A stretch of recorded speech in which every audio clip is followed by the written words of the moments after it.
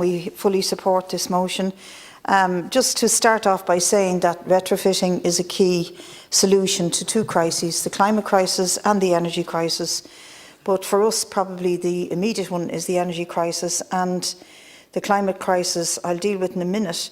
But I just want to give an account of two homes I visited recently, two council-owned homes that were retrofitted to a high BEAR rating. One family, very poor with two special needs kids.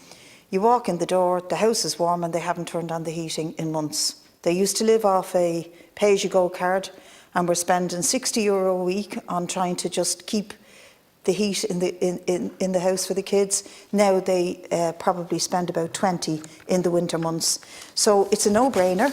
They're not lighting fires, the kids are warm and cosy, and the bills are brought right down, particularly in this energy crisis. Another family got a proper retrofit with a wraparound, walls lined, the attic properly lagged, new windows and doors, and they're absolutely amazed at how warm, and I was too, how warm the house is, never having to turn on the heating.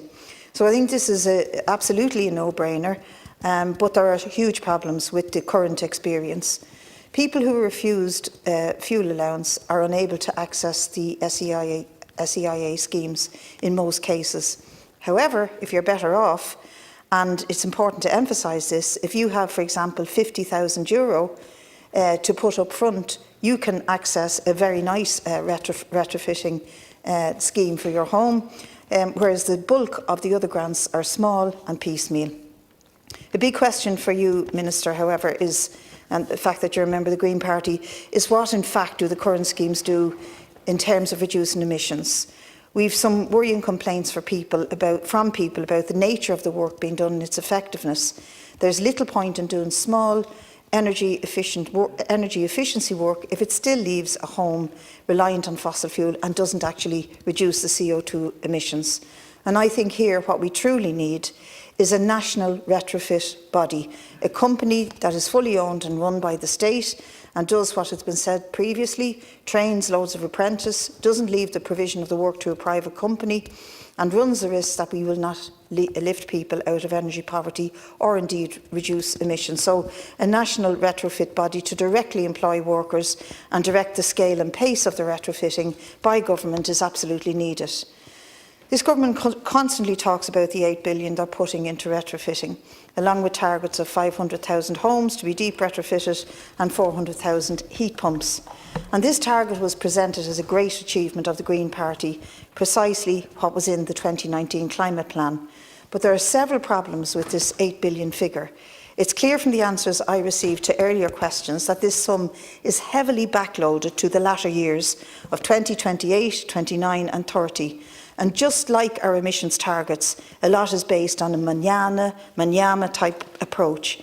It's planned that we'll spend €1.2 billion in 2028, €1.7 billion in 2029, €2 billion in 2030. The problem is, of course, that according to the current trends, we will not reach those targets, and like emissions reductions, the government's ambitions to achieve these targets may mean it'll be out of office, this current government, and indeed possibly the current minister.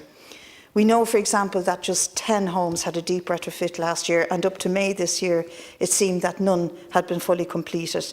And this comes on top of ongoing delays and problems with facing people getting access to work on their homes that was previously done. I was told months ago that the no second rule visit was gone from the SEIA rules. Well, it hasn't really, because you must be applying for a scheme that is organised by the One Stop Shop or the Better Energy Warmer Home scheme, so you have to fulfil the criteria of either of them to be in a position to apply for a deep retrofit. The vast majority will not fit into these categories. Other supports for individual upgrades like the attic, the wall insulation, the heat pump, etc. will not be supported by the SEAI if any work was previously done on the home in question. It may even have been done by a previous owner many years before, and anyone seeking support now will be refused. It is just one example of where we are failing in this area.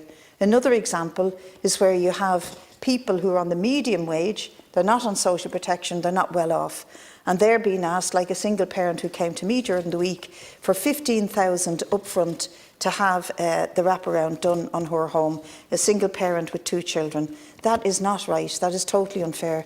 She can barely even raise the money to get the kids back to school, even though she works full time. So I think there's a clear class bias in the distribution of the supports, and it's striking. And I know that there was great work done under the Better Warm and Energy Home scheme, but the reality is that the vast majority are not included and will not get access to this, and therefore the vast majority of homes that desperately need the retrofitting are not benefiting from it. The glacial pace, or maybe that's the wrong term to use since glaciers are melting at a rate of knots, but the slow pace of the social housing stock retrofitting is painful. And it seems we're less ambitious now and achieving less than we did in previous years. So, for example, the state spent €30 million on local authority retrofits in 2014, and it retrofitted 18,000 homes. Last year, we spent 21 million and retrofitted just 1,500 homes. I see the targets, but we don't see the real delivery or the ambition, given the scale of the twin crises of the energy crisis and the climate crisis. And we need to cut our energy demand and our CO2 emissions. I don't accept the argument that it takes time to ramp up delivery. The logic here is that we must send signals to the market and hope that the market will deliver the numbers needed in retrofitted homes and in workers and the resources to be allocated. I would have thought that if we learned one lesson from the current crisis, it's that leaving something as vital and important as energy and heating homes to the market is a recipe for disaster. What this points to is the vital need for a public body to take responsibility for retrofitting, for achieving the scale and pace of the work needed, that we can ensure we can recruit and train the workers needed, and that can't be trusted with or left to the market and private companies.